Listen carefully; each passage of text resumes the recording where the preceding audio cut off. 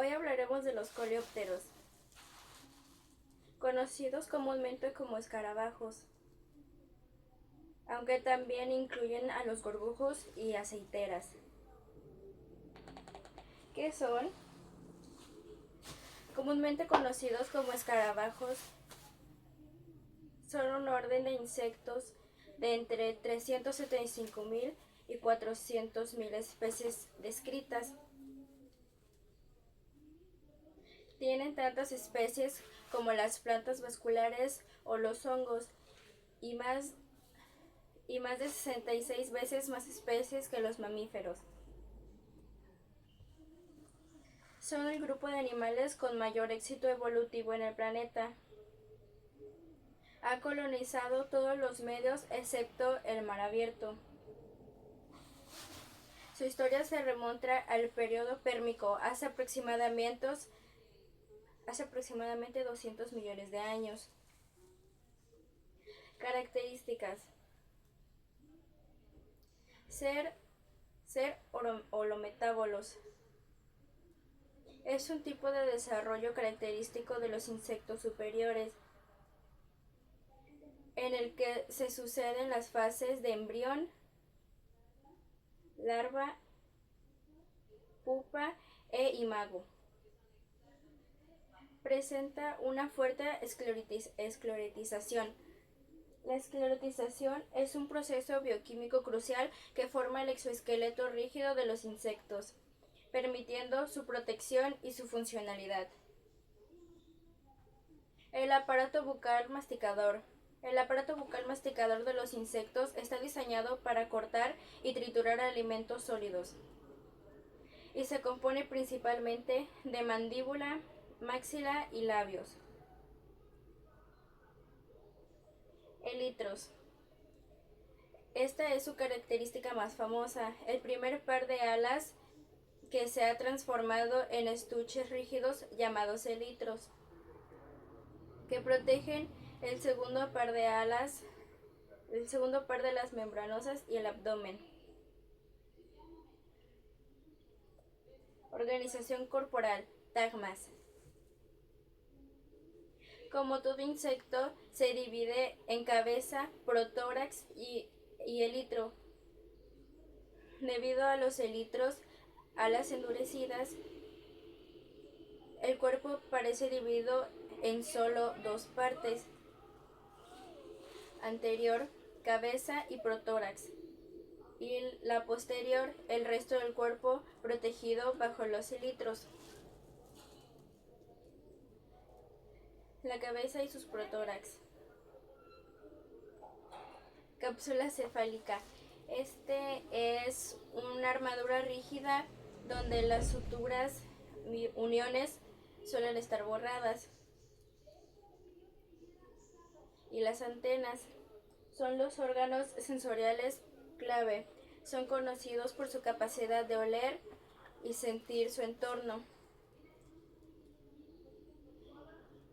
Tienen una estructura básica de 11 artejos, o ya también llamados segmentos. Variedad de formas. Pueden ser filiformes, hilos, aserradas, sierras,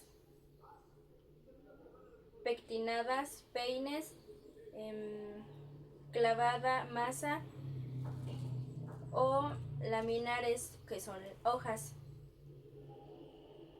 Aparato bucal. Es de tipo masticador ortopteroide, compuesto por la mandíbula, maxila y labios. Es ideal para triturar alimentos. Tórax.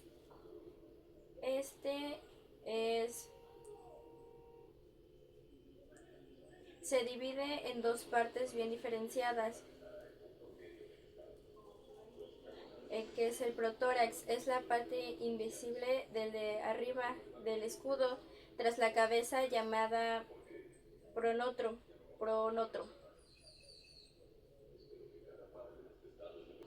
Pterotórax.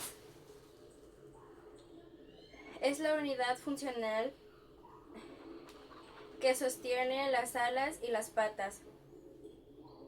Aquí destaca el escudete o escutelo, que es ese pequeño triángulo que vemos entre las bases de los elitros. Las alas es un rasgo distintivo. Los elitros son las alas anteriores. Nos sirven para volar. Son estuches rígidos que protegen el abdomen y las alas funcionales. Tienen líneas de puntos llamadas estrías. Luego están las alas metatorácicas, las alas posteriores. Son membranosas y delicadas. Se pliegan longitudinal y transversalmente para caber bajo los elitros. Las patas y el abdomen. Las patas tienen las partes típicas: coxa, trocante, fémur, tibia y el arzo. Los tarsos suelen terminar en 2 uñas. El abdomen es más rígido en la parte inferior ventral que en la superior. Generalmente vemos de 5 a 6 segmentos externos. La parte final se llama tígido. El aparato reproductor genitalia es elemental para que los científicos identifiquen las especies. Macho, que es edeago, compuesto por una base de 2 parámetros, y el pene, el órgano real que se introduce, es una bolsa llamada endófalo. Y luego están las hembras, las ovipositoras, estructura compleja diseñada para la puesta de huevos.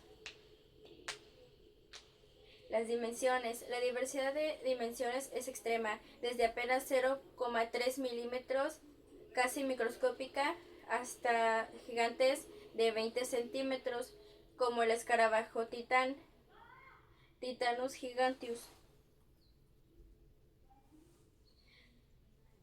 Fases reimaginales. Aquí tenemos el concepto de holometabolia. Los coleópteros son insectos holometábolos, lo que significa que tienen una metamorfosis completa. La fase de larva es radicalmente distinta a la del adulto o imago. Para pasar de larva a adulta, realizan un número variable de mudas y atraviesa una fase de reposo llamada pupa. Morfología de la larva. Aunque son muy variadas, la mayoría de las larvas comparten cabeza, siempre bien endurecida o esclerotizada, y con antenas de máximo 4 segmentos. El tórax, dividido en 3 segmentos similares. El primero suele ser más grande. El abdomen, generalmente compuesto por 10 segmentos. La respiración. El sistema peripnéustico, que tiene orificios respiratorios o espiráculos a los lados del cuerpo. Tipos de larvas. Tienen una diversidad adaptativa. El texto destaca 5 tipos principales según su forma y estilo de vida. Son los capodeiformes.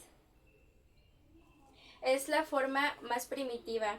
Son activas, depredadoras, con patas largas y suelen tener colas.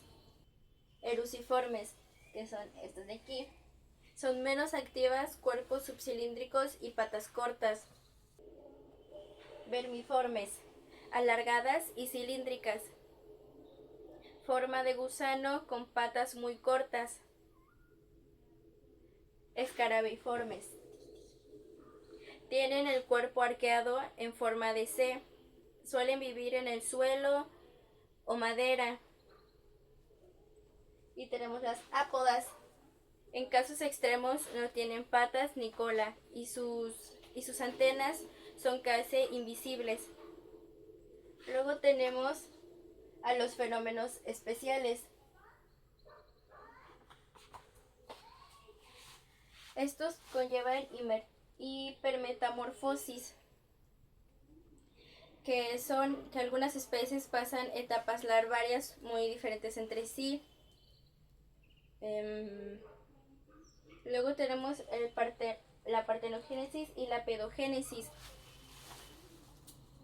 Son algunos grupos que algunos suelen reproducirse sin apareamiento o en estados inmaduros. La pupa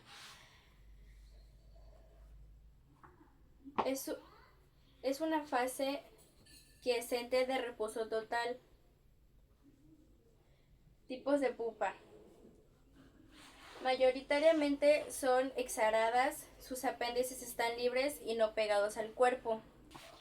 Mecanismo de defensa. La superficie de la pupa tiene sedas y tubérculos. Estos sirven para que el cuerpo no toque las paredes de su cámara, evitando así que se infecte por hongo. Historia natural de los coleópteros. Reproducción y ciclo de vida. Los machos atraen a las hembras mediante hormonas de agregación, mientras que las hembras utilizan feromonas para atraer a los machos. La hembra fecundada busca un lugar ideal para los huevos, desde puestos flotantes hasta dentro de plantas. Algunas especies ponen un solo huevo grande, mientras que otras pueden poner cientos o miles de huevos, aunque no es lo común. Existen especies con cuidados maternos o incluso sociedades complejas, sociales o eusociales. Los ciclos suelen ser de una generación por año. Los escarabajos más grandes pueden vivir 8 años o más. Alimentación y hábitats. Los coleópteros han colonizado casi cualquier rincón del planeta gracias a su dieta. Y veremos sus tipos de alimentación. Los carnívoros se alimentan y dependen de depredadores nativos. Y están los fitófagos, que comen plantas, y los micetófagos, que se alimentan de hongos, y los arpófagos, que se alimentan de materia en descomposición. Distribución. Se encuentran desde zonas alpinas de gran altitud hasta subterráneas a más de 1000 metros de profundidad. También viven en medios acuáticos y salinos. Relaciones con el hombre. Muchas especies viven asociadas al ser humano y sus recursos. El comercio humano ha permitido que muchas especies se vuelvan cosmopolitas, extendiéndose por todo el mundo a través de almacenes y cargamentos. Interacciones biológicas, simbiosis y enemigos. La simbiosis o endosimbiosis tienen microorganismos internos que fluyen en su reproducción y comportamiento. Y están los inquilinos, que establecen relaciones especiales viviendo adentro de termitas u hormigas. Enemigos naturales. Son presas de otros animales y plantas carnívoras. Sufren de enfermedades por virus, bacterias y hongos. Tienen parásitos obligados específicos como los hongos laboveniales. Importancia científica y evolutiva. La importancia científica y evolutiva de los escarabajos radica en comprender las razones de su enorme éxito evolutivo y la extraordinaria diversidad que presentan. La península ibérica es un punto clave para su estudio, ya que su posición geográfica permite la convergencia de faunas del norte y del sur del Mediterráneo. Además, en esta región existen especies con linajes evolutivos muy antiguos, como Dalia mirabilis, cuya línea evolutiva se remonta a hace 145,5 millones de años, el límite entre el Jurásico y el Cretácico. Asimismo, los archipiélagos macaronésicos resultan de gran interés científico, pues permiten estudiar los procesos de dispersión y evolución de los escarabajos, así como su relación con especies continentales actualmente extinguidas. Impacto en los recursos humanos. Los coleópteros pueden tener un impacto negativo importante en los recursos humanos al actuar como plagas, ya que causan grandes pérdidas económicas de forma indirecta como directa. En la agricultura y la silvicultura dañan cultivos, pastizales y masas forestales,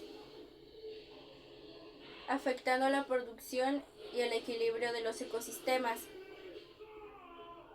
Además, en almacenes y estructuras atacan la madera y productos almacenados, incluso aquellos de origen animal, provocando deterioro de materiales y pérdidas ecológicas significativas. Salud humana. Aunque es poco común que los coleópteros afecten directamente la salud humana, algunas especies pueden provocar dermatitis por contacto.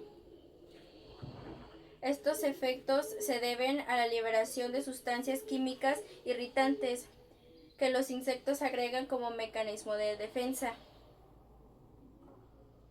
entre las que destacan la cantaridina y la pederina,